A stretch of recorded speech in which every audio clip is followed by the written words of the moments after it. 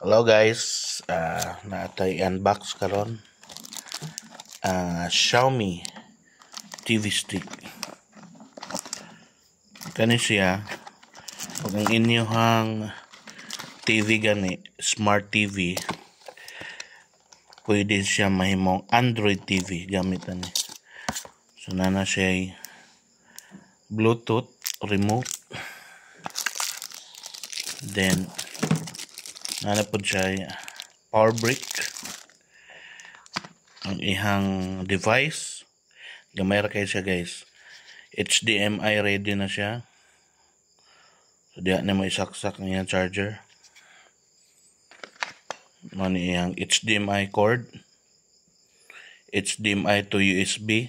So kung ang inyong HDMI to HDMI din HDMI cord, then sa iyang charger, power brick niya nga wire. So gusto ninyong mahimo ang inyong TV nga Android TV, palit na mo ni using my link. So nasa 1,500 ni siya kapin. O gamit mo sa akong link na siya free shipping. So mahimo ni siya ngani inyong TV guys.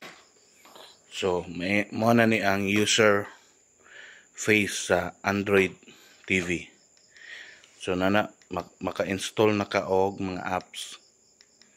Kaysa smart TV, dili ka ka-install og mga apps mga wala sa Google Play. Kaya smart TV walay Google Play. So mo na siya. So maka-download kag apps no. Na siya mga apps. Na pwede. Muna ni ako mga na-download ng mga apps. Then Google Play. Sa Google Play, pwede ni mo na ma-install ni mga apps sa Google Play. Ano siya? Mana siya no? Na din. Pwede na din ka makatanaw diya bisag unsa. No? On stream. Libre ra na nga kuan. Pwede ka katanaw diya og mga free movies, no? Pwede na nimo ma-install sa imong Android TV. Pwede pa ni sa PC. Pero nalang kay gamiton nga emulator. Sa cellphone, Android cellphone, pwede ni siya. Kaso na siya ads. Sa TV, wala siya ads. So pwede kayo ni siya. No? Na siya guys. Mura siya og kuan. Nang paid subscription pero free ra ni siya. Sa tanang platform.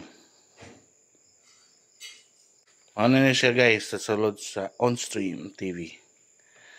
Mga latest movies, series. Ano siya mga movies. Mga latest. And TV series. Free lang na siya. Tanaw niyo. Trending.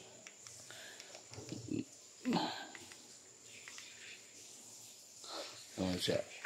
Napa HDO box kana. Mga kuan na siya. Free app. Na Yogurt TV. Pwede po kang tanaw diri og TV. Na mga channels diri. Na okay lang nato na. Then pwede ka gihapon mo tan-og mga movies, TV, series, documentation. Kani mga channel niya. So free ra siya. As long as imong internet, as long as imong internet connection stable, o kusog, no? Kanang dili lag. So mara to guys. Palit na mo using my link.